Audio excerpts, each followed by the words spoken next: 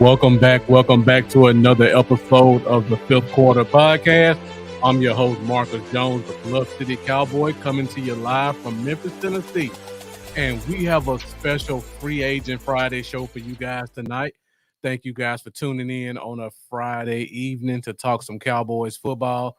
I apologize for not going live on Wednesday. Last week I had a bout with COVID and it drained me a little bit more this week than I expected. So I didn't really feel up to going live on Wednesday. But today I feel a lot better. I didn't have anything to do. So I thought, what better way to spend an hour or two on a Friday night than to talk Cowboys football with all the Cowboy fans in DC4L network. So thank you guys for tuning in. I see the views are going up pretty quickly. So before we get started, we're going to do a little bit of housekeeping. Thank you guys for watching. I see the views are still going up.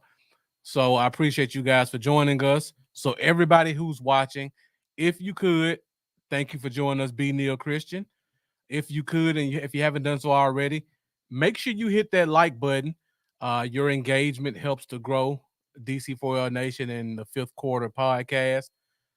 I see we got Trip Downey joining us. Sad to see Tyron go. We're definitely gonna touch base on that in a minute. There's some breaking news that just happened within the past hour.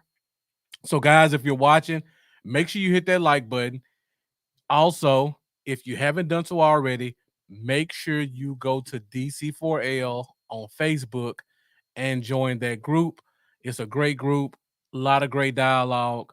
They give away prizes, a lot of contests, and just overall a nice, positive atmosphere for Dallas Cowboys fans. I see I got my guy Big Time joining us. Thank you for tuning in tonight. Um, Definitely appreciate having one of my Memphis guys joining us on the show tonight. I got my guy Jack Meeker, longtime regular. Thank you for joining us as well. So once again, guys, make sure you join the DC4L network and also join on Facebook. Also, go find them on YouTube at DC4L. Hit that subscribe button. And while you're on YouTube, be sure to find me, Bluff City Cowboys. Hit that subscribe button. Hit that bell for any future Fifth Quarter Podcast episodes. As you see, I'll go live on a Wednesday night, on a Friday night. So you never know when I'm going to go live. So if you want to keep track of all your Fifth Quarter podcast news and notes, be sure to hit that subscribe button. So yeah, we got a bit of sad news, Jack Meeker. You said you hadn't heard it. In the past hour, it looks like it's been reported that Tyron Smith is joining the New York Jets. He will officially be protecting the blind side of Aaron Rodgers if he doesn't run for vice president.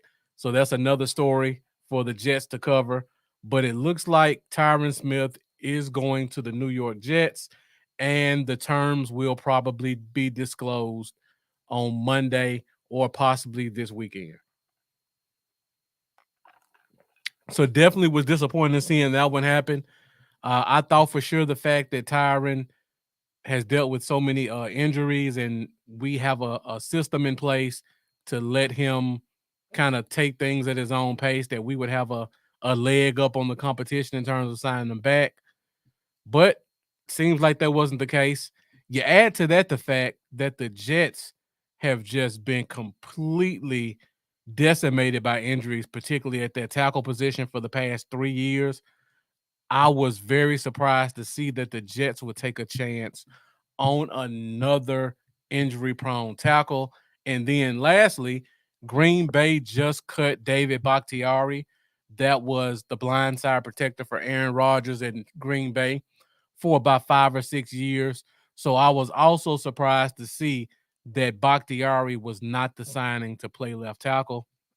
So hopefully, um, wish Tyron the best of luck. He's been the consummate Cowboy. Uh, Definitely hope he can stay healthy and be productive at the end of his career. Definitely hate to see him go, but wishing the best of luck. And hopefully we can start on our new left tackle journey, because we've had Tyron Smith over there, it seems like forever.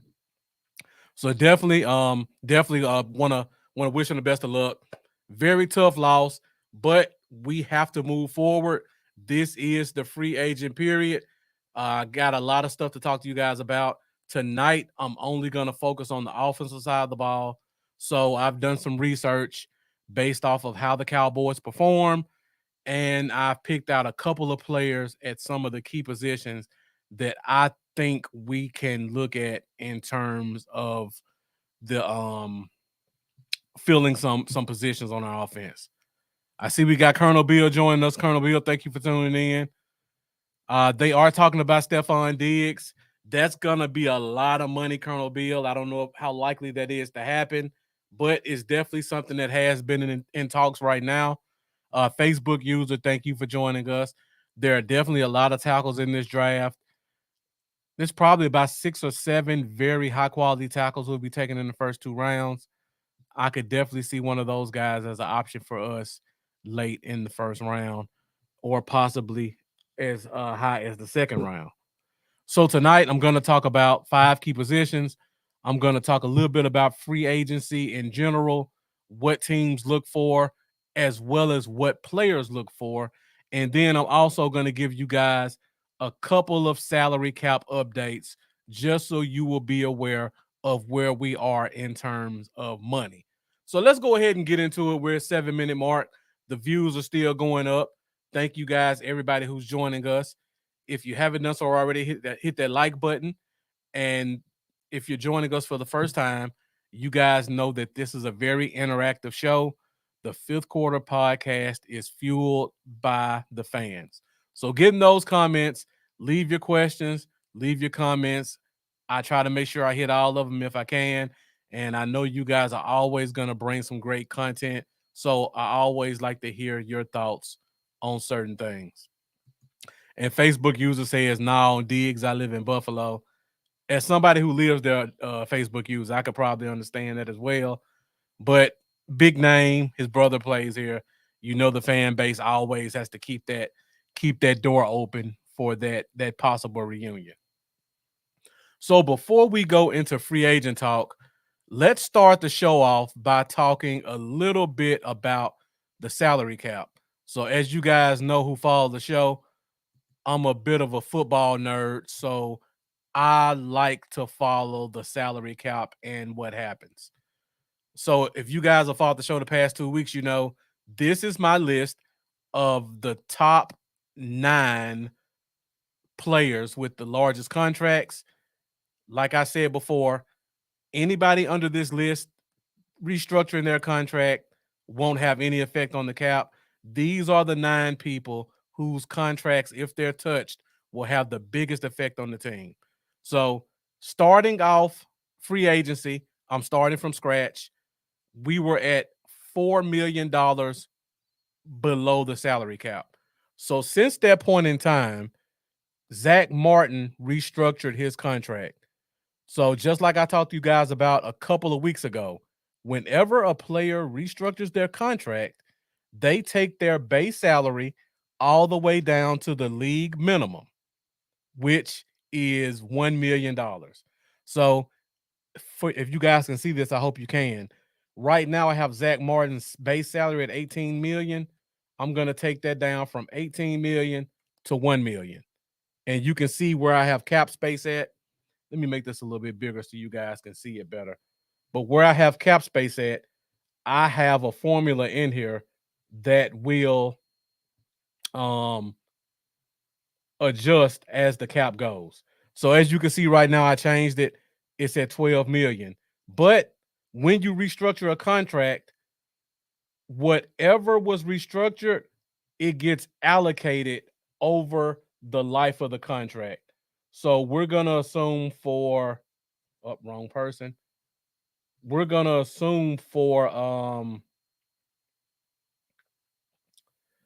Zach Martin that they're gonna allocate this over 4 years. So we'll take the 17 million that was restructured divided by 4, and this should be about 8.8 million, and it is. So before we move on, I want to talk about a misconception that's been going on out there. This is one of those reasons why you have to be very careful of who you follow and the content they put out, because there's been a lot of inaccurate information that's been put out there about the salary cap, and I just want to clarify it right now. The Cowboys do not have $2.2 million worth of cap space. The number is closer to 8.8 million. The reason that 2.2 million is getting put out over social media technically is correct, but when when a team has a salary cap during the regular season only, you take all the players who are on the roster, you take all their salaries, you subtract it from what the salary cap is, and that gives you the cap space. If this was the regular season, the cap space would be $2.2 million. But in the offseason, there's a caveat. You only have to account for the top 51 contracts. So a team may have 90 players on it, but during the offseason, you only have to account for the top 51.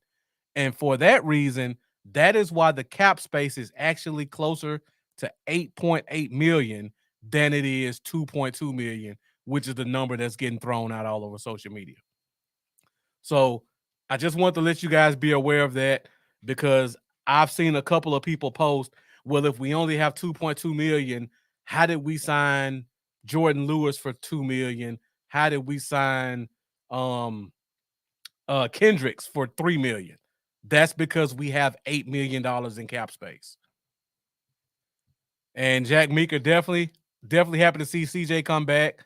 Um, we struggled a lot on special teams. We do not want to see any of our wide receivers playing gunner. We want to see defensive guys at gunner. B. Neil Christian saying, I personally think that if Dallas doesn't extend Dak and Lamb by August, we'll roll with the talent we have. And if they don't make the Super Bowl, then McCarthy and Dak will be gone. That's a great point. My opinion, I'm still kind of up in air about Dak Prescott. I don't know if they'll extend him. I'm leaning towards they won't. And just for the same reason you said, B. Neil Christian, McCarthy's on the last year of his contract.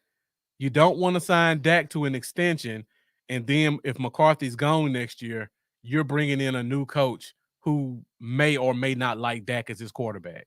So I think those two are tied together. So I think Dak's probably going to play this contract out. Now, the CeeDee Lamb part is very interesting. The reason it's interesting is because I know we want CeeDee Lamb to sign the contract, and we think the Cowboys are what's holding it up. Like I always say, there are two sides to every negotiation. So you have to look at it also from CeeDee Lamb's side.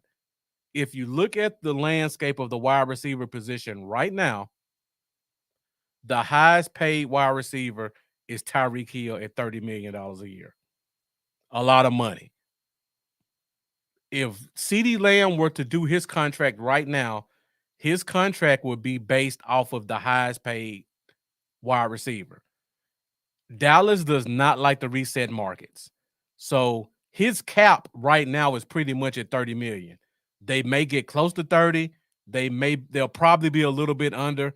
They may go over, but I doubt it. The problem with that is we have Justin Jefferson kind of sitting out here negotiating his contract. And the reports are he's already turned down 30 million. So that tells me the Justin Jefferson number is going to be probably 32, 33, 34 million. So, just like Big Time said, if I'm CeeDee Lamb and I know the cap is 30, and if I wait 2 months, the cap may go to 33, 34, 35, I'm going to wait. I'm going to wait to see what Jefferson does. And then when it's time to renegotiate my contract, now, even if they try to offer me the average of the top 3 receivers, that average right now is about 28 million. If Jefferson signs for 35 like we think, that average jumps from 28 to about 31. So CeeDee Lamb just sitting on his hands waiting for Justin Jefferson could possibly make $2 to $3 million more per year. And in the offseason, NFL players don't get paid. So it's not like he's losing money by not re- restructuring or signing a new contract right now. So we're going to have to wait to see what happens with Justin Jefferson, and then we'll find out what happens with CeeDee Lamb. I see we got the Bottom Line Sports joining us. Got Flo joining, 2 Cowboys fans on our podcast. We have a bigger following in Facebook. Just started following this channel. Well, thank you, Flo. Thank you for joining us. Hopefully, at some point, we can connect. We could possibly come on each other's shows or just bounce off ideas in general. I'm always open to collabing with other Cowboys podcasters. Oscar Grimes Sr. saying the new coach is going to be Bill. We'll have to wait to see what happens next year. But of course, Bill Belichick is definitely going to be at the top of that list. Bottom Line Sports, I don't think we should extend Dak either. Give Trey a chance. Niners fans liked how he looked and wanted to keep him. He's probably going to be here next year. He'll probably be an option. The quarterback position is having a whole lot more movement this year and moving forward than in years past. So you never know what quarterback is going to be available next year outside of Dak, where Dak's a great quarterback. I don't want to take anything from him, but there may be a guy out there who's not as big of a drop-off, who may be generating a lot less money and possibly allow you to make up the difference in talent between Dak and that player with being able to sign more talented players around them. A guy I'm looking at, guy like Justin Fields, he may not be traded. They may hold on to him to the offseason. That could be a guy we look at. Russell Wilson may possibly be available next year if the Steelers don't re-sign him. You never know what could happen. There could be a lot of guys available. We got Kai Sneed joining us. Thank you for joining. Looks like a new name. Says Cowboys ain't got enough money. Well, they have a lot of mechanisms in place to get more money, Kai Sneed. It's all about waiting for the Joneses to push that pen around and make a couple of phone calls to make some more money happen. So before we move on, let's go back to my free agent chart and let's start shifting a little bit of money around so you guys can see a little bit better where we are. And I see we got Amanda Foster joining us. So thank you for tuning in, Amanda. So I did the Zach Martin restructure with the Cowboys did. That gets them to $8.7 million. Today we found out that Leighton Vander Esch was cut. So I'm gonna add Leighton Vander Esch to the list. And when they cut him, they saved $2.1 million. So I'm gonna add 2.1 million right here. Sorry, I added in the wrong spot. And I put too many zeros. So now the Cowboys have roughly $10.8 million worth of cap space. We also made a couple of signings over the past couple of days. So we'll start off with the biggest one. We added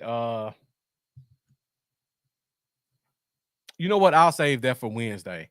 I just want to put that in. So before these signings, the Cowboys have roughly $10.8 million.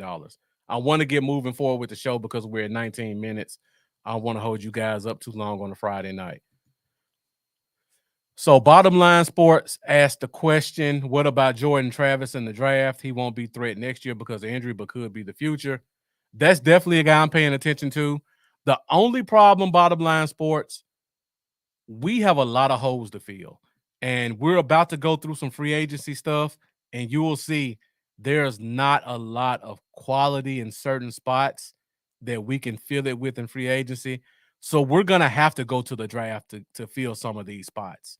And to fill these spots, you're going to have to use your first and second round picks to do so. And I think Jordan Travis may be a second, third round guy. You may have to use your third round pick to fill a spot as well because we're waiting so long to fill positions in free agency. So I would love to get Jordan Travis, But I don't think at this point, unless he goes day 3, I don't think we have the draft capital to even be able to get him. But day 3, if he's there, he's at the top of my wish list. Larry Maxwell looks like a new name. Do y'all still trust the Jones to do anything different from what they've been doing the last 30 years to make this team better? I think we're at a consensus. No, Larry Maxwell. We're all riding in the same boat with you. It's probably about the size of Jerry Jones' enormous yacht to fill all of us. But yeah, I don't think a lot of us trust what the team is doing right now. B. Neil Christian says they're going to cut Gallup as a post June 1 and save $9 million towards the cap. That's true, B. Neil Christian, and they already cut him. However, that $9 million does not touch the cap until after June 1st. So thank you for bringing that up. Let me go back to my sheet because they did cut Michael Gallup. So we have to take off $800,000 right here. So our cap space is roughly 11.6 million right now before we sign all the free agents that we've signed so far. $11.6 million. Jack Meeker says getting to where the 24th pick has to be O-line. You're preaching to the choir, Jack Meeker. I'm right there along with you. Whoever's the best center or tackle at this point, possibly even guard, that may have to be our pick, depending on what happens in the rest of free agency. Pre-game Sweat says top 3 team needs in order. If I had to rank the top 3 needs right now, I would probably put tackle at the top of the list. And then second, I would put linebacker because I like the move we made, but I think we still need another one. And then third, I would almost put running back, but I feel like running back is an easy position to fill in terms of need because we don't have one. I would say yes, running back, but I would probably say center over running back because I like Brock Hoffman, but we don't know what he is, and we still need a backup for him. We can't just go in putting all our chips in the Brock Hoffman basket. Big Time Show says, yeah, at this point, it definitely won't be best player available like years past. We'll have to most certainly cover needs with our top 3 picks. So let's get into it. Let's talk a little bit about free agency. Tonight, we're going to focus on the offensive side of the ball. Once again, before I get started, thank you guys for joining me on a Friday night. The views are still going up. So if you're watching right now, be sure to hit that like button. Be sure to join DC4L on Facebook, subscribe to DC4L, and also subscribe to me at Bluff City Cowboys. Trip Downey says we need a big man to stop the run. It killed us last year. Let the offense cook. We need to beef up the run defense. I agree, Trip Downey. Defensive tackle is almost like running back to me. You can find a big, fat defensive tackle anywhere. It's an easy position to fill. The problem we had was our last 2 defensive coordinators did not believe in big running backs. Rod Marinelli only liked 300-pound, try hard, no name defensive tackles. We went from Rod Marinelli to 1 year of Mike Nolan, who he brought a big D tackle, but it was inconsequential. And then we went to Dan Quinn, who believes in a small lineup. So I think going forward, defensive tackle has been a position of need only because of the scheme.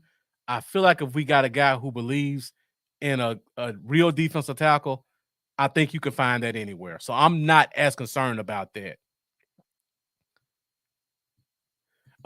Amanda said, we riding with Hoffman. It's the most Jerry thing ever. I don't know if you guys saw it, but Hoffman put out a highlight clip today of him training. I think the hype train is starting to leave the station. Go find it on Twitter if you're a Twitter person. I think they're putting it out there to make us think that. B. Neil Christian says tackle, linebacker, or DN hybrid running back draft needs. Jack Meeker says, how much weight do you imagine Mozzie gets up to under Zim? Um, I'll say this now. I couldn't really say it during the season. I don't want to say it. Because I got it from a source and I don't want to put somebody out there. But I'll say this. From what I heard, Mozzie didn't lose weight because they told him to. I'll just leave it at that. So hopefully in year 2, he starts to pick that weight back up. But from what I heard, he was not told to lose weight. Just certain situations made him lose weight. Bottom line sports, Tyler Boyd and Mike Williams are available. We need a solid wide receiver too. You're definitely speaking my language, bottom line sports, and we'll get into that in a second. Reyes Martinez looks like a new name. Is Dak the next to go? Looking like that after this year. We just talked about that Reyes. We'll see what happens this offseason, but I'm not expecting him to be re-signed. Benia Christian saying Hoffman is a beast. I like the way he's played the last 2 years. I wouldn't call him a beast yet. I still got to see him in meaningful snaps, but I do like what I'm seeing so far. But even with that, we cannot rely on him to be our starter. He needs to at least have some competition. Charles Moon speaking it like it is. Jerry Jones a joke. Cheap spender. All right, guys, let's keep the show moving along. Talk about this free agency stuff. I got a couple of notes I want to go over with you guys, and then we'll talk about some possible free agent options. So before we talk about the free agent options, I just want to talk a little bit about free agency in general.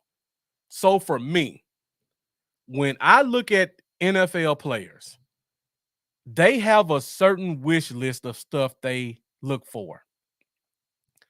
And like I always say, there are two sides to every negotiation. Everybody puts things on the front office, and for the most part, they do deserve all the negativity they get. But at the same time, these players also have a say in where they sign at. So I'm going to give you guys what I feel are the top 4 things on a free agent's wish list when they join a team.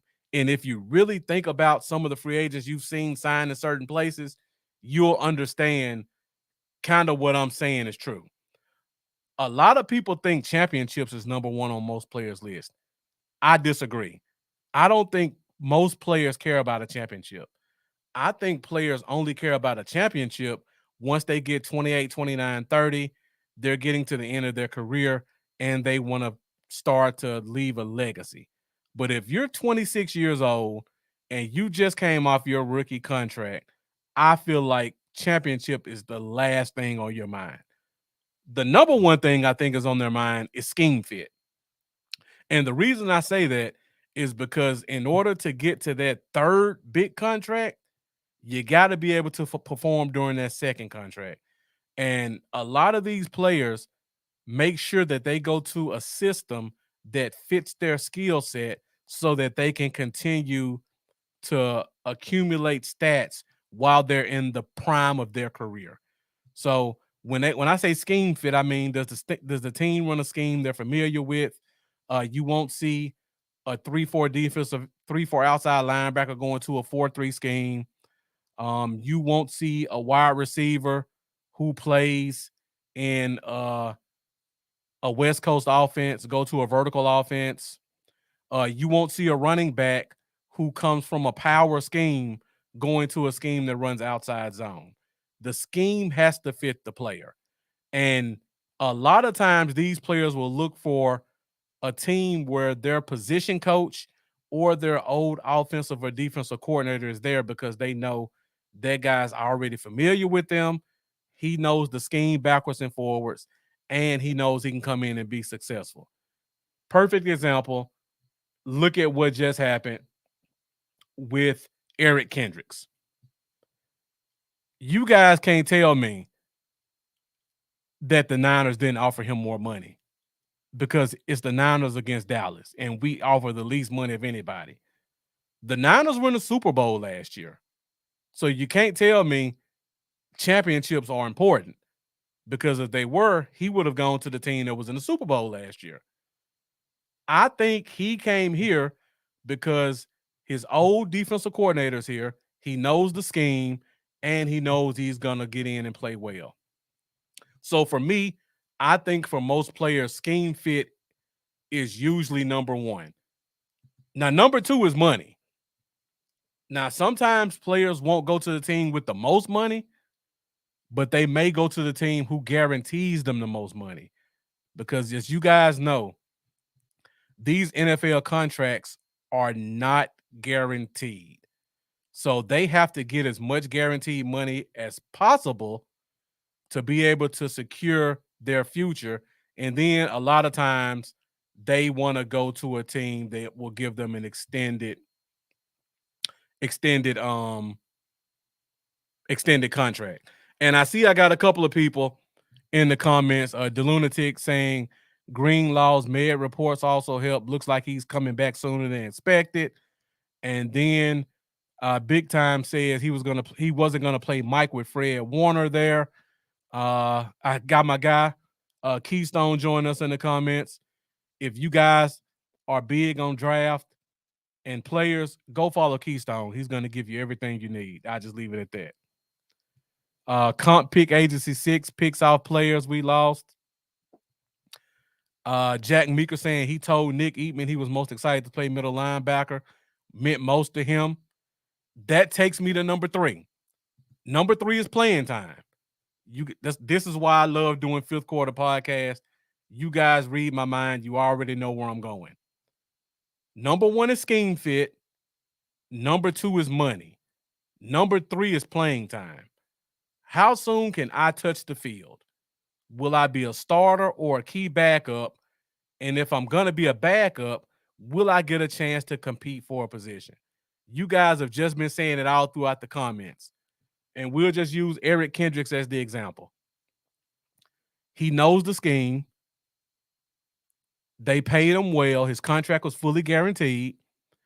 If he comes here, he knows he's going to be the starter at the position he wants to play. Just like Big Time said, he wants to play Mike. He's not playing Mike in San Francisco. He's playing Will. And even with that, just like the lunatic said, when Greenlaw comes back, Kendricks is on the bench. So now he can either go to San Francisco, play a position he doesn't want to play, and only play it until the real starter comes back, or he can come to Dallas where he knows the scheme, the defensive coordinator loves him, he can play the position he wants, and he's going to be the starter. That's why I say those 3 things are super important when it comes to where a player signs in free agency.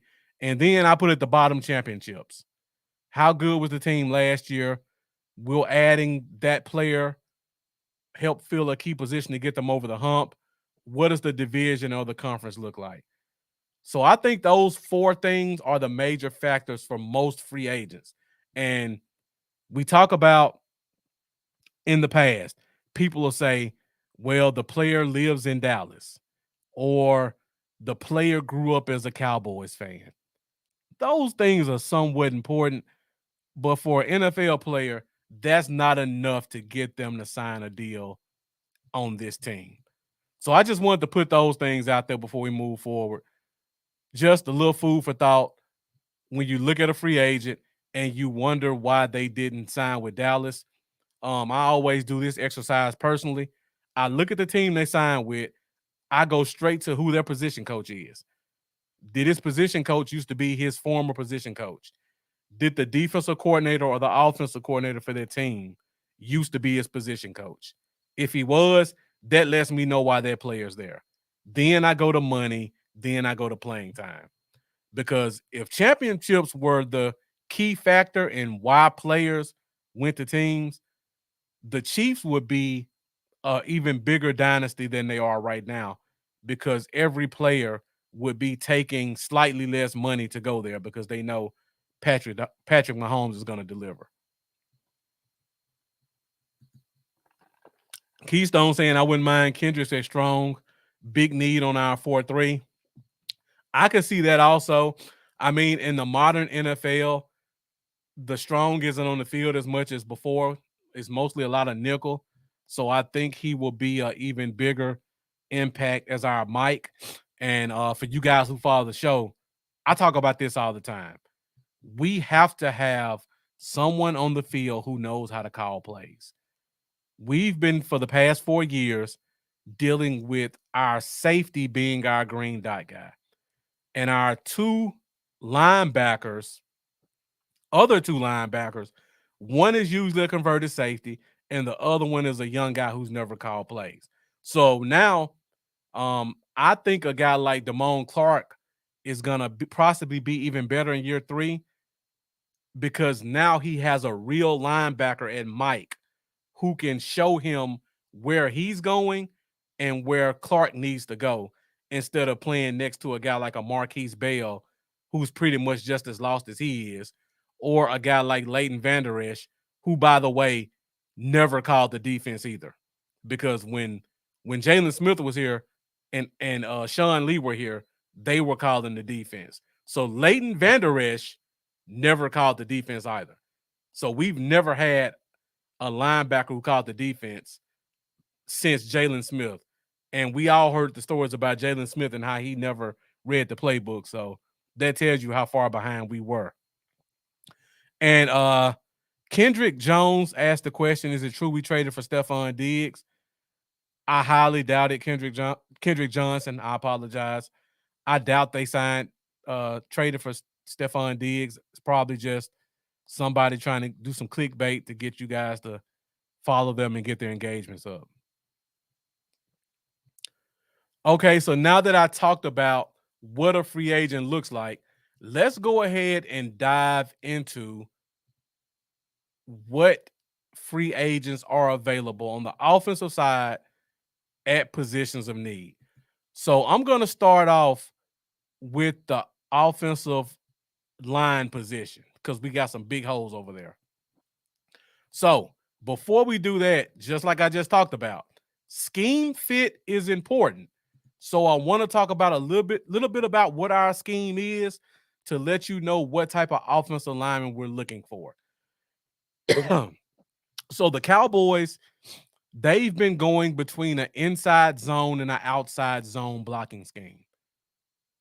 When Tony Pollard was here the past 2 years, before last year, we ran mostly an outside zone scheme.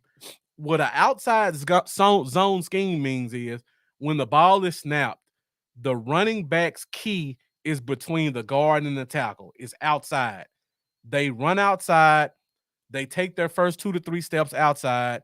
They read the offensive line, and then they find a hole. Then they one cut and they explode up the middle or to the edge or to the opposite side. That's what an outside zone means. What we're going to start doing is an inside zone. What that means is we're going back to power running. That means your center and your guard are going to double team. Your center is going to shed off, get to the second level on that linebacker. Your running back's job is to get the ball, hit the mark between the guard and the center, and as soon as that center releases off of that defensive tackle, he needs to explode, get on the center's butt, and try to find a gap at that second level. So for an inside zone scheme, we need a power running back who's not going to do any dancing. He's going to stay behind his pads, and he's going to try to get to the second level of the defense behind those double teams. So if the play's being ran to the right, when he gets the ball, he's going to step to the right. He's going to read that guard in that center. And as soon as that guard in that center get that defensive tackle moving, he's going up. And once that center breaks off from that double team and tries to get to the linebacker, he's right on his ass. So that's the type of offensive lineman we're looking for in an inside blocking scheme. Powerful, big, physical lineman who can double team and get to the second level. Just like Big Time said, you need a powerful center. Veteran center free agency market is bad this year, Jack Meeker. I definitely agree. So we'll start with tackle first, and then we'll go to center. So looking at the offensive tackle market, you guys see where this black box is? Originally, I had Tyron Smith there, but as you guys heard before the show started, Tyron started with the Jets, so I didn't have enough time to put a person there. I would probably put David Bakhtiari as my number one option, former Green Bay Packer. I think his contract is probably going to be anywhere from $7 to $9 million for a year or two. A lot of injury concerns, just like Tyron, but he didn't play last year, so I think his dollar amount is going to drop a little bit for him to try to prove that he can come back. Now, in my position, the offensive tackle position in free agency is kind of rough. It's hard to find quality offensive tackles. These are the three best that I could come up with looking at the list. Number one on my list, and thank you, Amanda, for this one, is Trent Brown, former New England Patriot. He is a massive offensive tackle. He's 6'8". He's 370 pounds. He's a people mover. He struggles, obviously, in pass protection because of his size. But if you're going to go to a game and you want to run the ball, this is the guy you want to tackle. I think his market is still kind of mid-tier, $7.5, $8 million a year, somewhere similar to David Bakhtiari. So I think Trenton Brown, personally, I don't like him that much. I think he's our best option. Jack Meeker keeps asking about Mekhi Becton from the Jets. I would be shocked if anybody signed him right now. Jack Meeker has a ton of injury concerns, has not performed well, has historically been out of shape since he's been in the NFL. They put a bunch of workout and weight clauses in his contracts, and he's failed all of them. So I would be shocked if he gets signed anywhere, at least early. And just like Bottom Line Sports said, with our new system, it would not have made sense to hang on to Tyler Biadasz. I 100% agree with you. He does not fit the inside zone scheme they want to run. Unfortunately for us, there aren't a lot of options out there that do, but the ones we can get won't cost us $10 million. So Trent Brown will be number one on my list. Number two, if I absolutely had to just get a body, Charles Leno from the Washington Commanders is available. He has position flex. He could play guard or tackle. I think Leno is probably a better guard than tackle. So if you wanted to sign him and you wanted to move Tyler Smith to tackle, you could, or you can keep him at tackle and he can be serviceable or at least provide competition. Same thing with Cornelius Lucas. I think Lucas is actually a better tackle than a guard. I think he's subpar at both positions. But if you absolutely need a body, which at this point I think we do, you would have to consider a guy like Cornelius Lucas. Charles Moon saying we need a guy like Eric Williams back in the day. That's definitely the prototype we need for an inside zone. Unfortunately for us, Eric Williams don't grow on trees. And the lunatic saying plan B is probably move Tyler Smith to left tackle and go with a new left guard. So since you say that, the lunatic, let's look at the free agent guards that are available. Now, again, I like the guard list a lot more than the tackle list. So we have some really good options right here at offensive guard that if we decide to kick Tyler Smith out and put one of these guys in, I have no problems whatsoever with the offensive line moving forward. So the top of my list is Andrus Peat, former first-round pick for the New Orleans Saints. Now, he started his career off at left tackle. He was good. He was great when they moved him inside the guard. So I think you could, same thing I just talked about with Charles Leno. If you wanted to keep Tyler Smith at guard and put Pete at tackle, I think you would be good, but I think you would be much better. No, Charles Moon, Tyron Smith is gone. Tyler Smith is still here. Tyler Smith is still here. So if you wanted to move Tyler Smith to tackle, you could put Andrus Pete at guard, and I think that would probably be the best lineup that you can get. I really like Andrus Pete as a guard. The next two guys are pure guards. Kevin Zeitler, former Baltimore Raven, 1 year, $8.5 million. He's 34 years old. That's the caveat with him. But he's probably been a top 10 to 15 guard for the past 5 years. So you're getting a guy that's aging, but you're getting a whole lot of talent. Now, if we signed Zeitler and moved Tyler Smith at guard, I could almost say it would be an improvement because I think Tyler Smith upgrades Tyron, and I think Zeitler is not that big of a downgrade from Tyler Smith. So if I had to go for a guard and move Tyler Smith, Kevin Zeitler for 1 year would be the guy I'm looking at. And then last but not least, Dalton Reisner, former Minnesota Viking. This guy has had a problem getting contracts the past 2 years from Denver and Minnesota. They said his play has fallen. When I look at him on tape, I definitely see an average guard, but average is pretty much the best you can ask for from a free agent. I think he suffered a lot more from the teams he was with, drafting guys at that position, and then they kind of just moving him to the wayside. I think there's enough talent there if you needed a quality guard and move Tyler Smith out, he could be more than serviceable. I think he's a good average guard who you could move forward with. And if you didn't get the guy you wanted in the draft, I think you can go with Reisner for another year and then try again in 2025. So these are my 3 top offensive guards that I like if you decide to move Tyler Smith out the tackle. Charles Moon saying we definitely need to add beef on the offensive line. If I'm Dallas, my first move is I'm going for Zeitler. Then I'm going Reisner. And then if I want to keep Tyler Smith at guard, I would go for Pete or I would go for Trent Brown. That would be my pecking order. If Tyler stays at guard, if Tyler stays at tackle.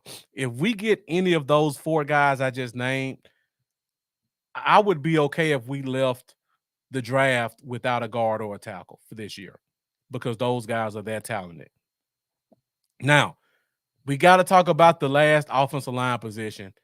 This is the one that's scary, and that's the center position. As somebody just mentioned, I talked about the inside zone scheme. Tyler Biadasz does not fit that scheme. If we brought him here and they really want to shift to an inside zone, we would basically be just trying to fit a square peg into a round hole for 2 or 3 more years.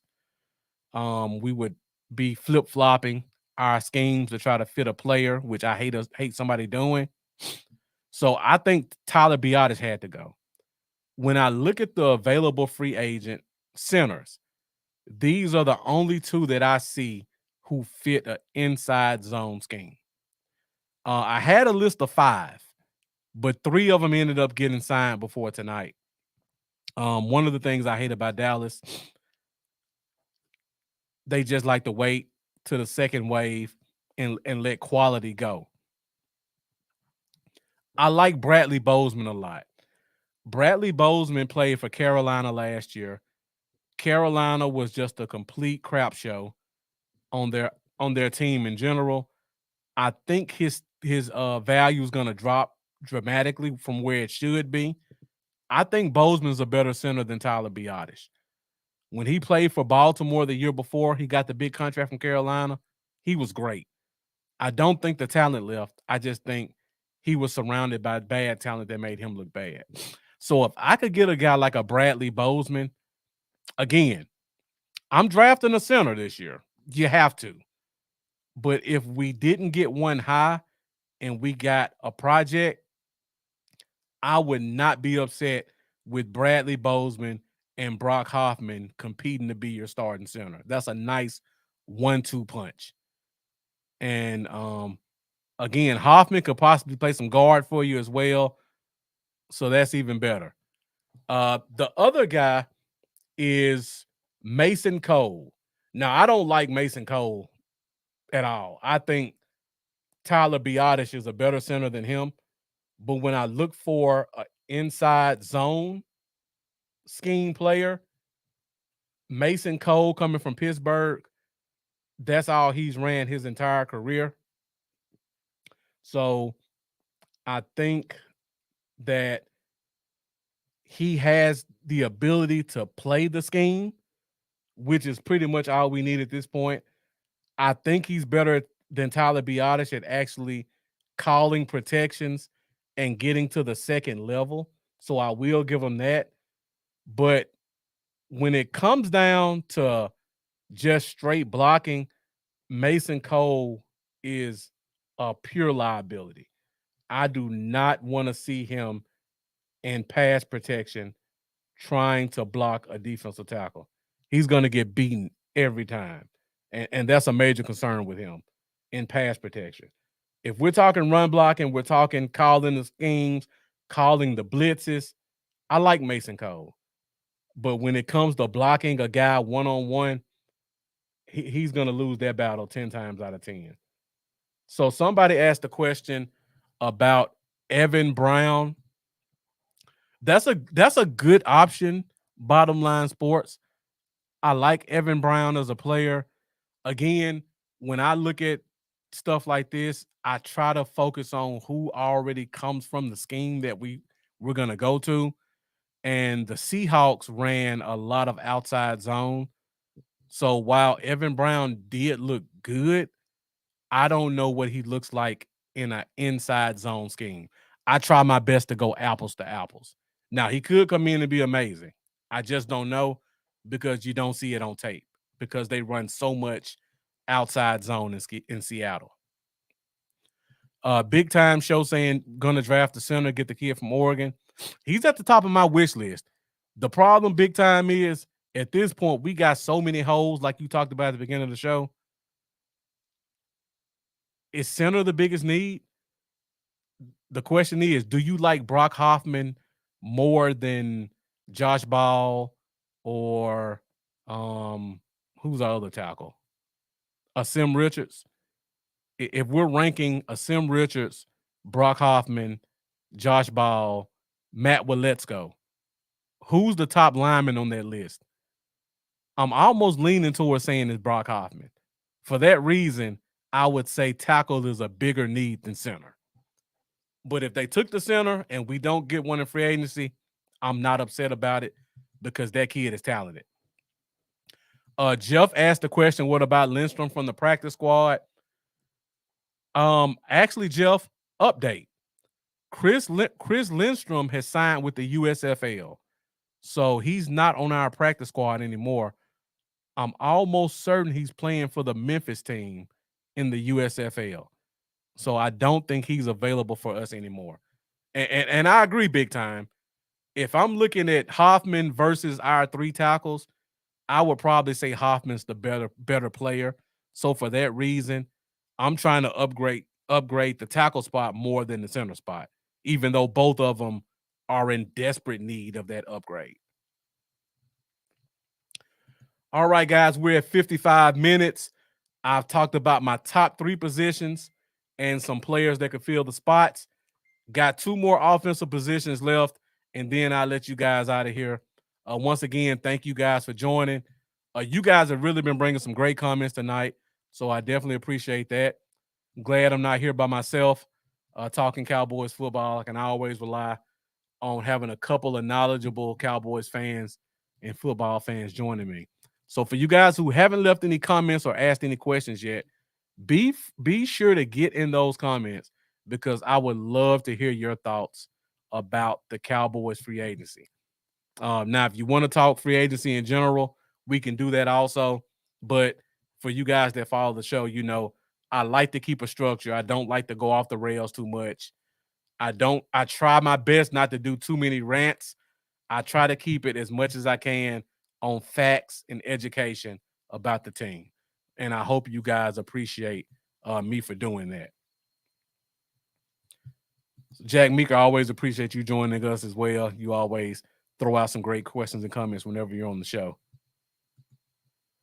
All right, guys, let's get back into it. We're 3 positions down, got 2 more positions to go. Next up, we're going to talk about the skill positions. And I'm going to start off with the wide receiver position. So when I look at the scheme and I'm saving running back for last, the lunatic. When I look at the scheme, the offensive passing scheme, we've gone away from what Jason Garrett and Kellen Moore like to do. So you got to take it out of your mind what we've done the past 15 years, where every wide receiver 6'2", 220, runs a 4.5. All they run are hitches and curls. That scheme is out right now. Michael Gallup is the end of that era. We are moving into a new era now where we're focusing on guys who are quick twitch, who can create separation, and we can accelerate quickly because we run a lot of drag routes. We run a lot of post routes. We run a lot of deep end routes, and we run a lot of outbreaking routes. So you need guys who can press the line, can get separation, and can run. We don't need big, stiff guys who can win on 50-50 balls or who can shield corners with their bodies running comebacks and curls. That era's gone. We need quick, twitch, fast guys. And it looks like Edward Cardenas, I've seen that name a couple of times, so thank you for joining us. Do you think Jerry Jones will sell the Cowboys? Absolutely not. Jerry Jones will never, ever sell the Dallas Cowboys. There's nothing that would happen that would make him sell it. If Jerry Jones, I almost don't want to put this out there, but if Jerry Jones went the LA Clippers owner route, he still wouldn't sell the Dallas Cowboys. I just leave it at that. I don't want to put that in the atmosphere, but if something bad happened and they told him he had to sell it, if he went the Dan Snyder route, I still don't think he would sell it. That Jerry Jones is going to die as the owner of the Cowboys like Al Davis did. So Brandy LeRae Moore, that looks like a new name. So Brandy LeRae, thank you for joining us tonight. Definitely appreciate you tuning in for this episode of the Fifth Quarter Podcast. You asked the question. I'm not exactly sure why we get rid of Gallup. If I felt he was doing good, especially towards the end of the season. So I just answered that question, Brandy. The problem with Michael Gallup is he is from the old regime where you want big physical wide receivers that are 6'2", 215, run a 4.5, can catch a hitch, make a play on a 50-50 ball, run a comeback. That's the old scheme. The old scheme is dead. The new scheme is focused on guys who can create separation. You're going to see a lot of drag routes, guys coming off the line, running across the field, a lot of crossing routes, a lot of fade routes, a lot of deep post routes. You need quick guys who can get down the field quickly and create separation. Unfortunately for us, Michael Gallup is not built to do that. The same reason Tyler Biadasz had to go, Michael Gallup had to go. He just does not fit this scheme. As much as we hate to see him go, he just doesn't fit the scheme, plain and simple. And also, like Jack Meeker said, it was the money. And the games he did play, he wasn't very productive. Somebody asked a question about Jordan Morgan. Jordan Morgan, I believe, is the tackle from Arizona, if I'm not mistaken. I think he's good. I think he's a quality left tackle. Um, I'll be honest, Clay. I have not been in the draft this year as much as years past. So I'm not gonna give you I can give you my breakdown of it, but it's not gonna be as good of a breakdown as I could have given you last year or 2 years ago. So I'm not gonna put it out there. I'm not the type of guy that's just gonna spew a bunch of stuff just to sound like I know what I'm talking about, unless I really done my homework on it. So for that question, I would suggest you go follow a guy like go find Dominic White on Twitter. Go find Mendoza on Twitter. Um, we've got a great guy who's in the chat right now who's been talking, who can give you some good information about players. I just don't want to I could talk about them, but I don't want to just talk without doing a lot of my homework. So go find Keystone Cowboy. If you want to talk draft, he'll give you everything you need. Clay Medina also asked the question. I'm hearing rumors about Diggs being traded. That's not true, Clay. I think that's somebody trying to build their engagement, get some clickbait up on a Friday night because they know we're hungry to see a transaction. That's definitely not true. Bottom line sports. Seems like this new scheme was fit Turpin's skill set more. 100% right. That's why you saw Turpin being more active last year. They were transitioning last year between the old scheme and the new scheme, the running game and the passing game. But as you can see, they started implementing guys like Turpin more. After week 7, you saw them going back to that outside zone more to help Tony Pollard out. So last year was more of a transition year. I think this year is going to be a full implementation. So I think the Michael Gallup receivers are gone. CeeDee Lamb is just so amazing. Even though he was drafted to fit the old scheme, he's just so awesome that he just fits the new scheme as well, and it makes him look any better. So while we're on that topic, let's look at a couple of free agents that I think will really fit the new scheme that they want to run. This is my top 5 list of wide receivers available. Number 1, if we're serious about this scheme, Tyler Boyd has to be strongly considered. I know people like Mike Williams. Mike Williams is a great player. He does not fit the scheme we're trying to run. Tyler Boyd is the prototype.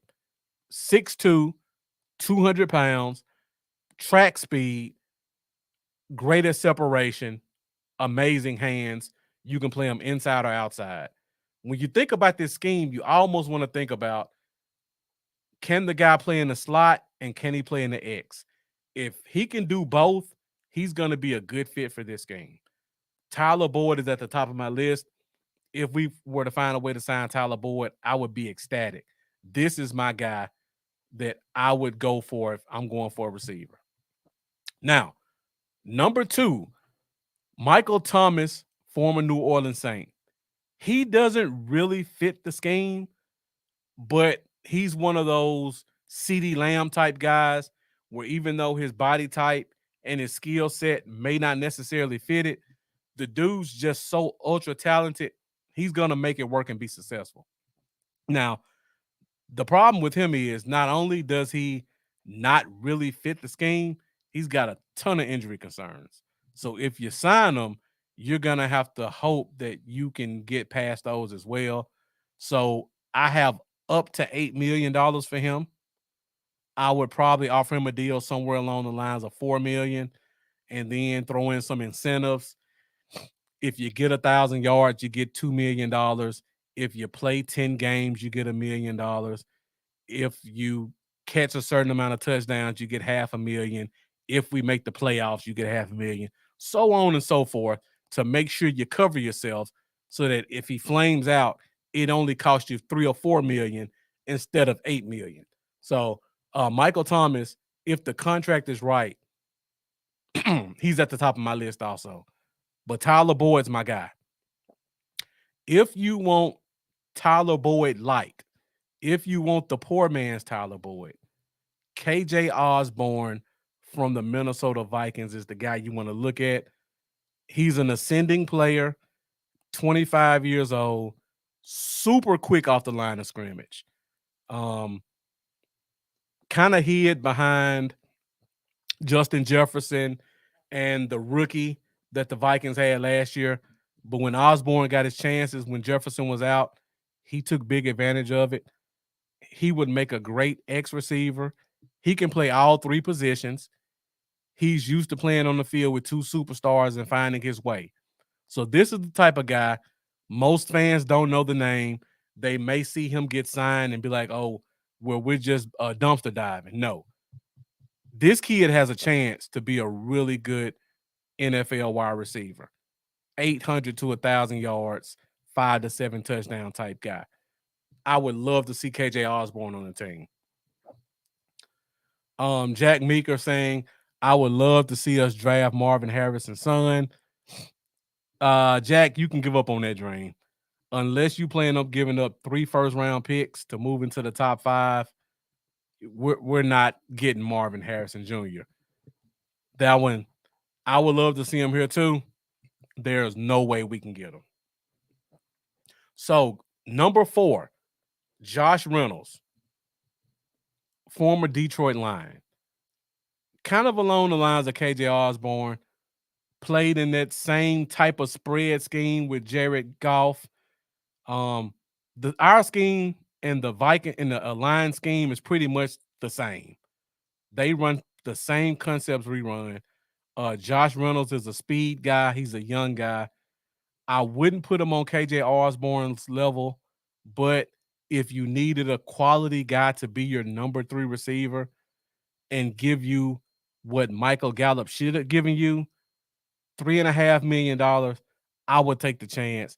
I think he can be a 500 to 600 yard guy, 4 to 5 touchdowns. So Josh Reynolds, a guy I really like if you're looking for a number 3 option. I think KJ Osborne could be a number 2 option. That's why I have him so high. I think Tyler Boyd could be a 1B option. That's why I have him extremely high. Now, this one at the bottom of the list, I know I talked about scheme fit, but this is just a guy I really like. Compares a lot to CeeDee Lamb. Height, weight, speed, physical attributes. Laviska Shenault, former first-round pick. He's like 6'2", 220. Great run after the catch guy. Not a great route runner, but if you can find a way to get the ball in his hands, he can make some plays just like CeeDee Lamb. I don't think he's Lamb, but I think he has those same traits.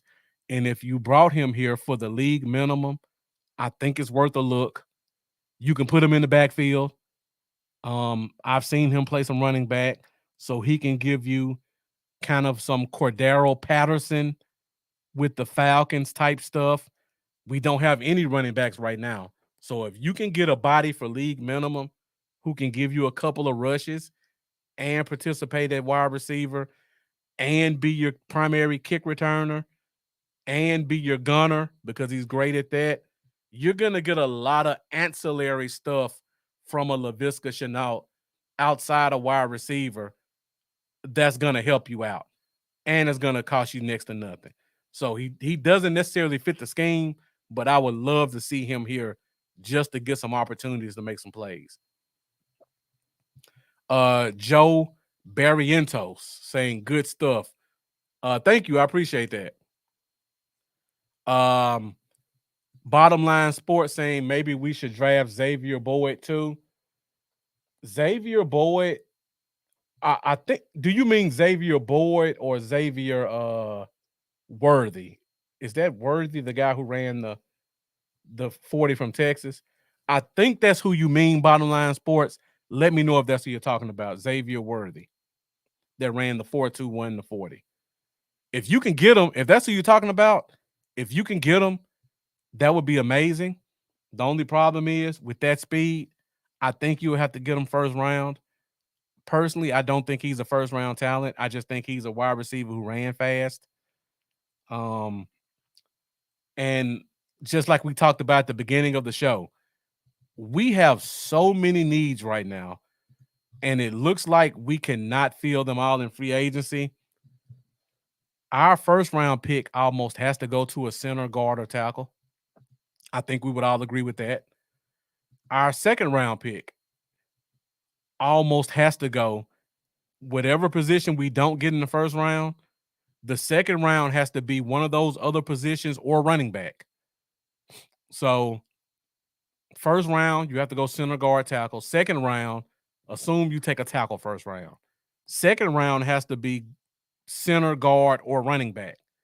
If you don't get one of those in the second round, the third round, you pretty much have to go center, guard, running back.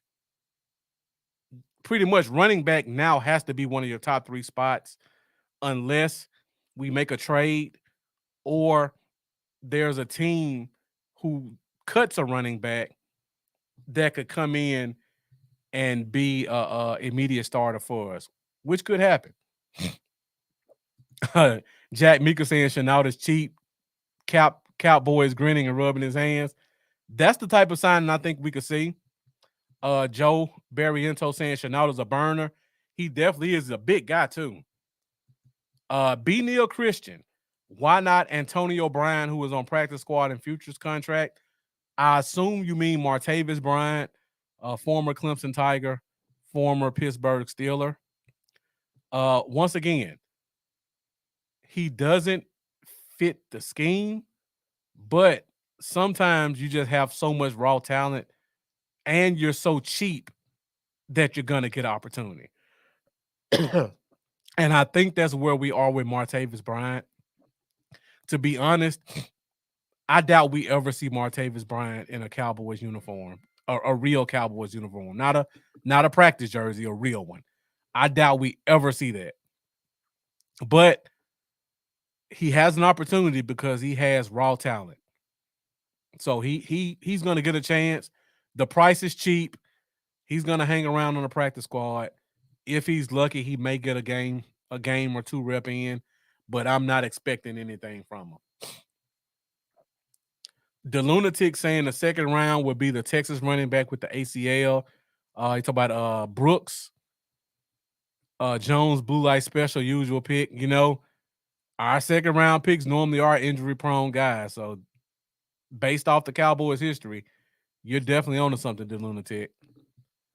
Joe Barriento saying, man, if we get Diggs, that would make this free agency better. It would depends on what Diggs' price is. The most expensive club in sports, and we shopping at the flea market. Couldn't have said it any better myself, Joe. All right, guys, we're at 1 hour and 15 minutes. I didn't expect to go this long on a Friday night, but for those of you who've been sticking with me, I really appreciate it. The questions are starting to really pick up right now, so thank you guys for that. We're going to go to our last offensive position of the night, and of course, you guys know that's going to be running back. So I talked about the offensive line, and I talked about the inside zone scheme. When you run an inside zone, you need big, strong offensive linemen who can double team the defensive tackles. That center can break off a double team and get to a second level to that linebacker. Because of that, you need a running back who's going to go north and south. We don't need any dancing. We don't need any breaking to the outside. You need a guy who has great vision, quick feet, can run behind his pads, and can go north and south quickly and be able to take some hits because he's going to run into a lot of defensive tackles and a lot of linebackers and a lot of blitz and safeties. So inside zone requires power runners who are going to stay behind their pads and run vertically. Not going to get a lot of home runs in this new scheme, but you're going to get a lot of doubles and triples if you got the right running backs. So I got a couple of guys picked out. Again, the cupboard started to get bare. So there are not a lot of great options, but there are some good options who do fit the scheme and I think can be serviceable. Joe Barrientos, I see your comment. I'm going to talk about both of those in a second because those guys were definitely at the top of my list. And Clay Medina, thank you for that. I hope you're getting something out of it. I really appreciate you tuning in. I appreciate all the great questions. Jack Meeker, I can't believe they didn't call Henry's agent. You and me both. When I think about an inside zone scheme, you may as well just put a picture of Derrick Henry right there because that's what you want. You want a big physical guy who's gonna run north and south, and he's gonna scare a safety from trying to tackle him. And unless you got a guy who has a clean hit on him, he's gonna be hard to bring down. John Riggins DNA. There you go, Jack Meeker, real old school. Now there are a couple guys out there who have that. So I don't want to say it's completely bare, but it's not as talented as it was before. So here are a couple of guys that I got picked out at the running back position who I think can fit an inside zone scheme. Number one, J.K. Dobbins. He would be perfect in this scheme. The problem is he's only played like 5 games in 2 years. So you got a lot of injury concerns. If he's healthy in this scheme, he would be awesome. But you can't rely on him for more than 4 games. So I think you give him a 1-year contract, make it up to $4 million with incentives, hope he can stay healthy, and try to draft you a guy second, third, fourth round to be a good compliment. You may even have to double dip in free agency and bring in a guy. But J.K. Dobbins, if healthy, is my number 1 running back. Number 2, Kareem Hunt. I like Kareem Hunt a lot. He's a physical runner. He's low to the ground. He's a vertical runner. He's always going to go forward. He has some ability to go outside, but he likes to keep it in between the guards. I think the price is going to be cheap. I know people feel like this is dumpster diving, but Kareem Hunt, if Kareem Hunt came in, I could take a running back in the 4th round, and I would be okay with that 1-2 punch. I would even bring Rico Dowdle back. I like a Kareem Hunt with another running back. I don't want Kareem Hunt to be the 100% guy, but if he's at 60%, I think he can give you as much or more than Tony Pollard gave you last year, and that's borderline 1,000 yards, 6 touchdowns. I know he can give you more touchdowns. That's a given. But I think he can give you the same yards, and the price is cheap. So if I see either one of these two next week, I'm happy. I'm not great like I would have been if I saw us trade for Joe Mixon or sign Derrick Henry, but I'm good.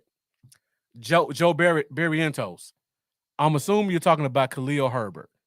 I was going to talk about that at the end of my running back list, but since you brought it up, I love Khalil Herbert. He has a bit of injury concerns as well, but are you talking about Deontay Foreman then? Which is number 3 on my list. Deontay Foreman, another solid running back. Never been given an opportunity to have the backfield to himself. He's always been kind of a pinch hitter. So he went to Houston. Houston's running back got hurt. Deontay Foreman came in and got like 700 yards. Last year, went to Chicago. Khalil Herbert supposed to be the guy. They drafted Roschon Johnson from Texas, another running back I love. Deontay Foreman was an afterthought. Came in 8 games. He was that dude. So he, in spurts, can be a really good running back. And I'm with you, Joe. If I could get Hunt and Foreman, I could draft a running back late, and I'm happy because I know these two dudes are going to be 2 hammers who are going to run inside the tackles, and they're going to give you everything they got whenever they're on the field. Now, the problem is Foreman's not good at pass blocking. Hunt's okay, but when Foreman's on the field, your quarterback needs to be frightful because he's terrible at pass blocking. That's why he hasn't really been given a chance to be a number 1 running back. But if I can get Foreman and another guy off this list, I'm happy. If I can get Hunt and another guy off this list, I'm happy. If Dobbins comes in and he clears medical protocols, I'm ecstatic. Now, this number 4 on the list gonna have a lot of Cowboys fans either be jumping up and down or putting their hands on over their eyes. Zeke Elliott used to run the outside zone. The way he's playing right now, big physical between the tackles, he would make a good inside zone running back. I would not feel good if he's our only guy. He has to come with a guy above the list. Has to. I would feel okay with Deontay Foreman and a rookie. I would feel good with Hunt and a rookie. Zeke and a rookie, no. I would not feel comfortable with that duo. But Zeke, a guy ahead of him, and a rookie, I'm good with that. Zeke is aging fast. I know a lot of fans don't want to hear that. He gave some good spurt plays with the Patriots, but for the most part, he was just a guy. He can probably come in and give you some goal line stuff, so you can always count on that. But outside of that, you're not going to get much from Zeke. You may get one good run every 3 games. The price is going to be cheap, so you can pair him up with another guy. Last on my list, Alexander Mattison, former Minnesota Viking. Now, this one, I saw my guy, Big Time, said he loved Mattison. I love Mattison too, but it's hard to get a bead on what he is. Is he a scat back? Is he a power runner? I don't know. When I look at Minnesota, he does a little bit of both. He does a little bit of both good, but he does nothing great. So I would like to have him on the team, but just like Zeke, I have to have him with another guy on the list above him. I could not have Mattison and another running back and feel comfortable. It has to be him and another guy. They tried to give him a chance in Minnesota last year to be the guy. He kind of flamed out. I don't want to give him a second chance here because Minnesota runs a lot of outside zone, and I think he's better in that scheme, but he can show some power inside. I would call him a poor man Zach Moss. Zach Moss is a good running back. Madison's slightly below him. So this is my running back list. Joe Barriento says no to Zeke. Gary Ali looks like a new name, so thank you for joining us. You say I think Zeke will be back. We'll find out probably Monday because Jerry likes to make his splashes on Fridays and on Mondays. So if there's a big signing, I'm expecting it to be Monday morning or over the weekend to be the early topic for all the shows Monday. Joe Barrientos, big guy with Foreman and Hunt would be nice. If we got Hunt and Foreman, I'm good. I know a lot of fans won't feel that way. I'm happy. The Lunatic says was former Green Bay running back A.J. Dillon signed. Reports are he signed back with Green Bay. To me, the move doesn't make sense, but I guess, like I said before, you got scheme fit, you know the city, you know the coordinator, and you know where your place is. So maybe that makes sense for him.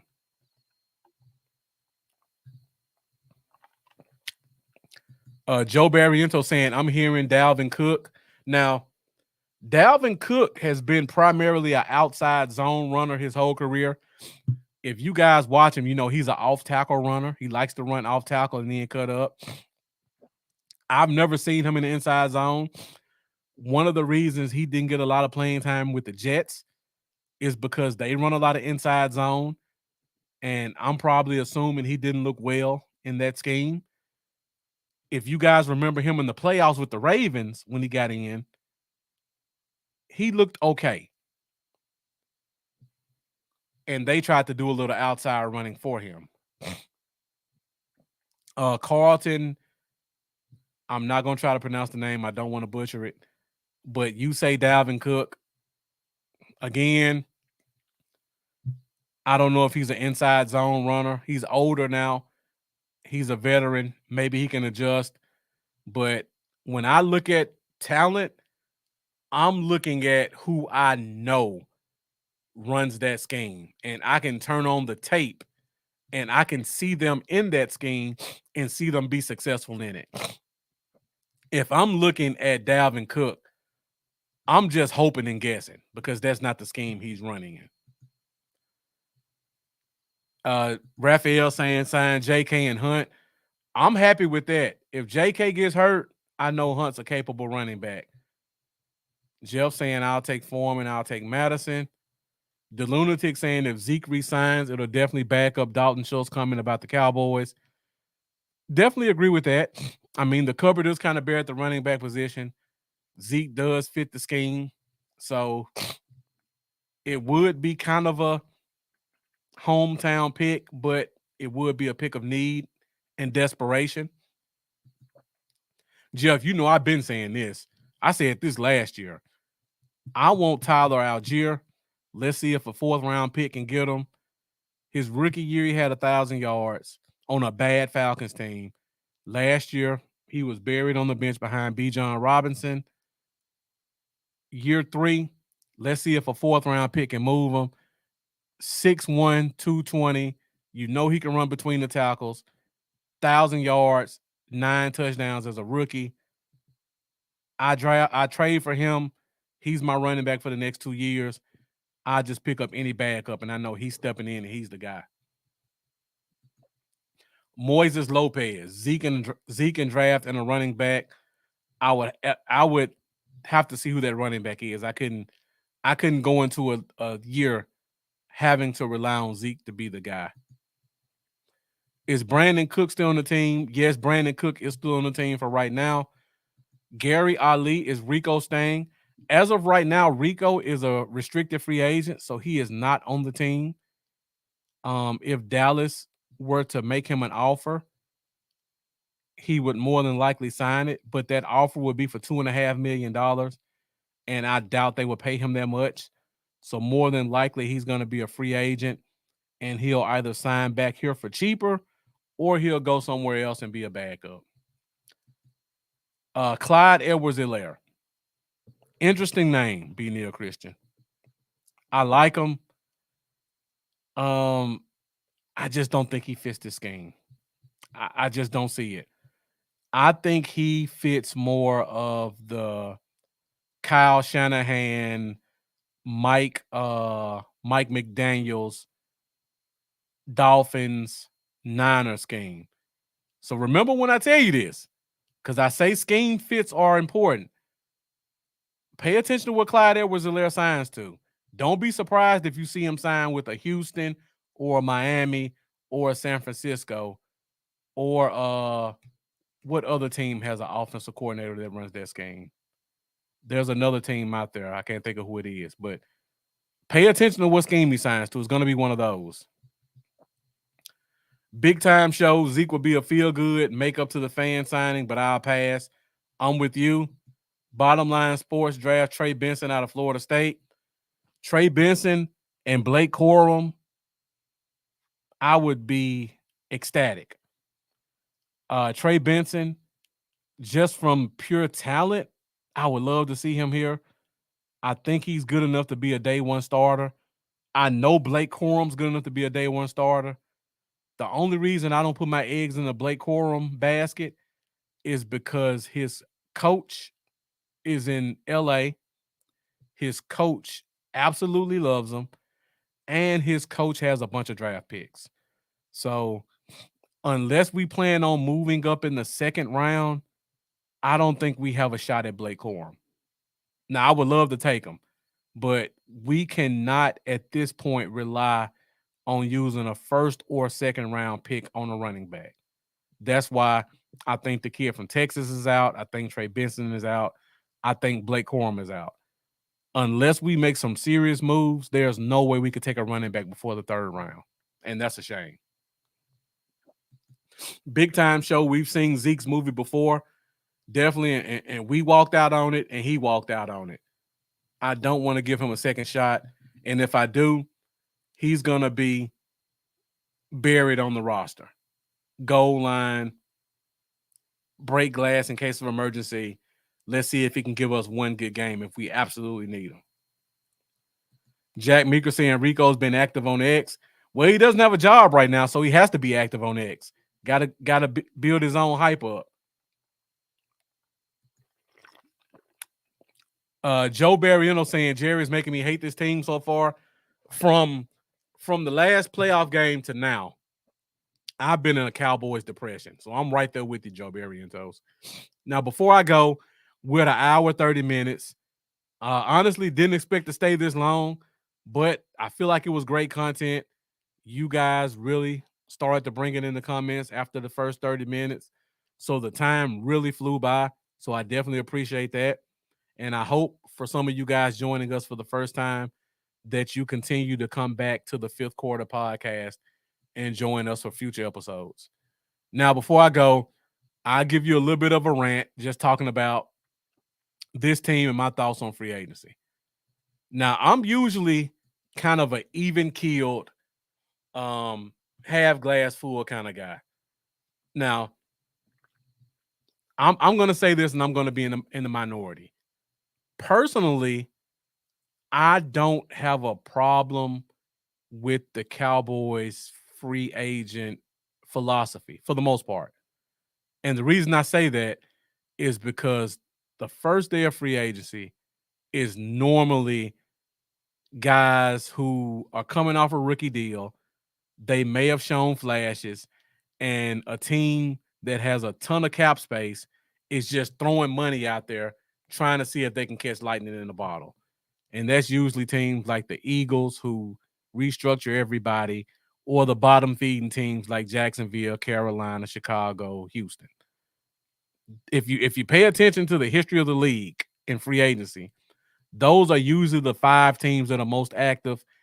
For the most part, the past 3 to 4 years, you throw Atlanta in there. So I usually have no problem with the Cowboys waiting to day 2 or day 3 to get active in free agency. Where I have a problem at is where we are right now, where we've put ourselves in a position where we have glaring holes and we do nothing.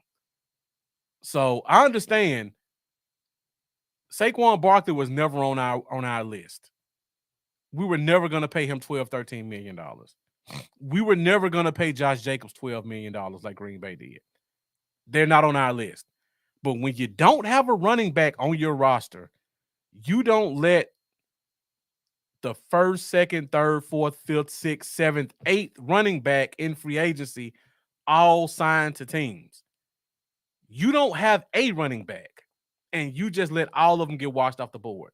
And then on top of that, you've got a bell cow in Joe Mixon who's traded for a 5th-round pick where you can trade him for basically nothing and have access to his rights to restructure, extend, and you're good at running back. Moves like that are what piss me off about the Cowboys. I have no problem with not making big splashes. Big splashes don't win you Super Bowls. Filling needs with talent are what win you Super Bowls. We got lucky with Eric Kendrick. We should have been in the market for Wagner or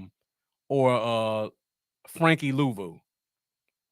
Washington got both of them, and I'm terrified of that.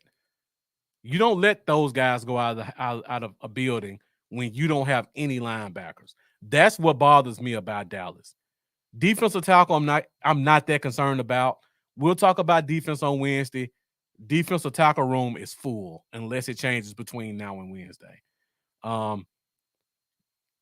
You don't let the running back market fall like that. You don't let quality centers get signed for $4, $5, $6 million, and all you have is a guy who's an undrafted free agent who's played one game of preseason. I like Brock Hoffman, but facts are facts. You don't have nobody in your building when you don't have nobody on your roster. So they could do a better job of that. Be active first day when you have to fill a hole. Don't make a splash. Do something. Do something that's positive to help build your room out. That's my only thing about free agency. I have no problem with Tony Pollard leaving. I just talked about it. Tony Pollard does not fit an inside zone scheme. Tyler Biadasz does not fit an inside zone scheme. You let those guys go, the fan base is upset. But if you look at it from the scheme fit, you got to let them go, or you're just wasting money trying to fit a square peg into a round hole. But if there's guys out there who fit the new scheme and the price is relatively cheap, you got to go get one of them. Moises Lopez, what's my prediction for game record this season coming up? It's super early, Moises. But I mean, we were 12-5 the last 3 years. The talent level definitely dropped. I don't know if this is my Eagles hatred or not, but I still don't see the Eagles being a great team because I feel like they do a lot of square peg round hole stuff where they just try to accumulate talent that doesn't fit. I don't see Barkley being a fit. They just traded for Kenny Pickett from Pittsburgh. They already have a high-priced quarterback. That's going to cause some contention in the locker room. I can promise you that. So I think they're better than us because they made some defensive moves. I don't think they're extremely better. Washington, unfortunately, is going to be extremely better next year. I don't know if that gets them to 11 wins or not, but I don't see us sweeping them. So I think that's a game we lose. I see 9-8, 10-6, somewhere along those lines. I think Atlanta's going to make the playoffs, so that's a team that's going to be in the playoff that wasn't in the playoffs last year. Somebody has to come out. Chicago's making a lot of moves. They were borderline last year. They're probably going to be a playoff team. Somebody has to come out. So yeah, Seattle probably drops out. So we're right there. I think some teams got better than us. Somebody has to fall out of the playoffs, and I kind of see us being in that short list of teams that could possibly fall out. Let's see what we got. Joe Barriento looks like they're in the playoffs already. The Lunatic, hopefully our NFC's rivals for agency moves make Steve and Daddy make more moves. We've seen this show from Philly for the last 6 years, and it hasn't made us do anything different. Jack Meeker, Deuce, and Hunter, the dynamic duo. That's all we got right now, so they have to be the dynamic duo. UTWT, we've been talking about this on and off all show. I don't think Stephon Diggs is going to happen. I think the draft compensation is going to be too high. I think the contract he wants is going to be too high. We're going to have to hope. I believe they have a roster bonus that has to be paid on Monday if he's on the roster. So we have to hope they don't want to pay that roster bonus and they cut him. And if they cut him, then we have to hope he'll come here for a discount. Honestly, I doubt both of those things happen. Buffalo made a lot of cuts and moves. I think they did that to make room for Stephon Diggs. So we'll see. Look at D Quinn. Did we let the wrong guy go? You know what? That one remains to be seen. When I talk about defense on Wednesday, we'll talk about that a little bit more, Joe Barriento. So hopefully you come back and join us Wednesday to do some defensive talk. Jury's still out for Jalen. You preaching to the choir, boss. Bottom line, he's had one great year and two subpar years. We don't know what he is yet. If you go back to our fan base last year when we traded for Trey Lance, everybody was up in arms. This is Dak's replacement. Dak's gonna get out of here. Trey Lance is on his rookie deal. What do you say about Kenny Pickett? Kenny Pickett still has 2 more years on his rookie deal and the 5th-year option.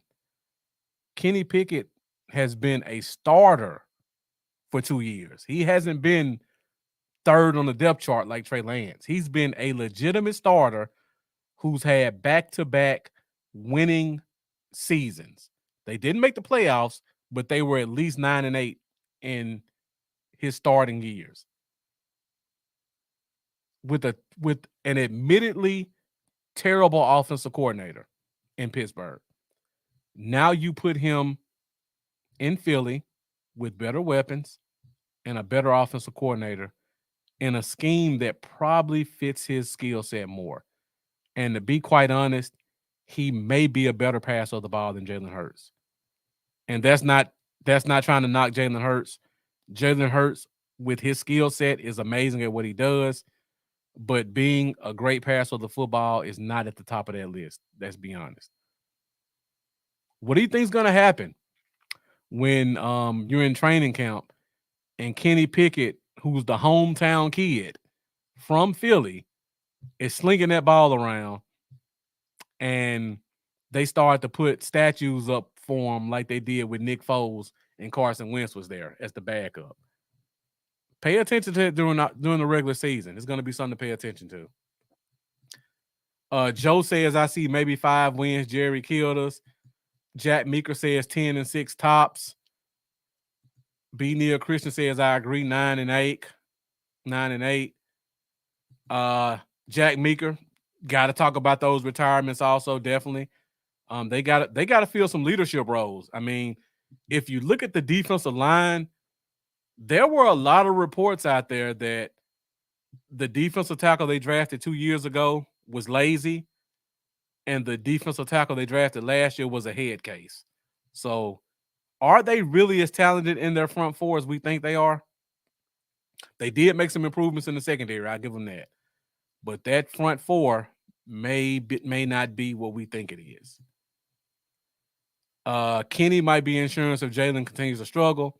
Like I said, Kenny Pickett, first-round pick, 2-year starter, winning record, a lot of talent. Pennsylvania kid is going to come in there with a huge fan base already. Pay attention to it.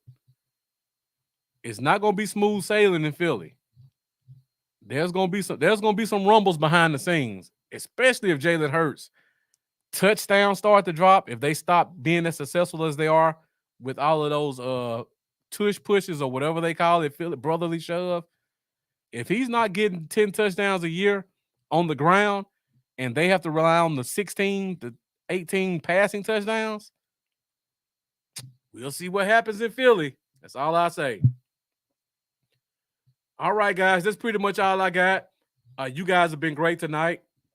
If you have any other questions or comments before I get out of here, let me know. Wednesday night, we are going to do the same thing we did tonight, but the emphasis will be defense. So we're going to talk defensive tackles. We're going to talk linebackers. We're going to talk defensive ends. And then we'll probably talk corner or safety. We'll look at what happens. We'll probably analyze corner and safety and see which position we need more. But we're definitely going to talk D tackle. We're definitely going to talk linebacker. And we're definitely going to talk pass rusher because those 3 spots need to be addressed. We could really spend the whole show on defensive tackle and linebacker, but we'll see what happens between now and Wednesday night. Facebook user, and thank you to Lunatic. I always appreciate that. Jack Meeker, great point. Kelsey and his ability to get low and create leverage in the middle of the field definitely helped a lot with those brotherly shoves. They lost that aspect. Let's see how they adjust to it. Facebook user, do I know something about Trey Lance that we don't know? I mean, I don't know. I was talking about Kenny Pickett and Jalen Hurts.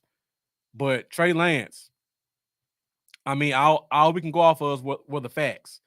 When he was at San Francisco, first round pick, couldn't really get on the field, came to Dallas, hadn't played a game. We'll see what happens. And thank you, Raphael. I didn't even throw in the Kellen Moore factor. Kellen Moore does not like running quarterbacks, and that's what Jalen Hurts does best. And Kellen Moore may be the worst schematic pass game coordinator in the NFL. And now you got Jalen Hurts, who already is not a great thrower, trying to throw to receivers, not running the best routes. And you have a wide receiver who's going to be a crybaby when you play in a scheme where the coordinator doesn't focus on one guy. A lot of recipes for disaster in Philly. So from a talent standpoint, they look good, but there's a lot of stuff to pay attention to this offseason when it comes to them. Joe Barriento saying we need Lance's legs in the red zone. Let's see what happens this year. I don't know what's going to happen. Maybe he'll be our backup. Maybe we'll see more of the same. You never know. Thank you, Jack Meeker. Definitely appreciate that. So for all you new people, thank you for your likes.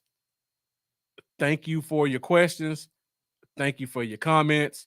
I hope for some of the new people that you come back and join us for future episodes.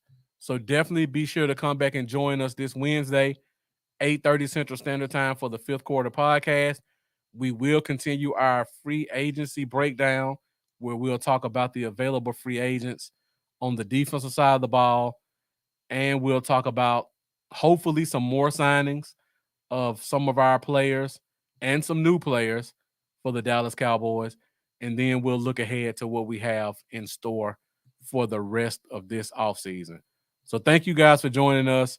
Trip Downey, definitely appreciate that on a Friday night. Appreciate you guys taking the time on a Friday night to join me for almost 2 hours of Cowboys football.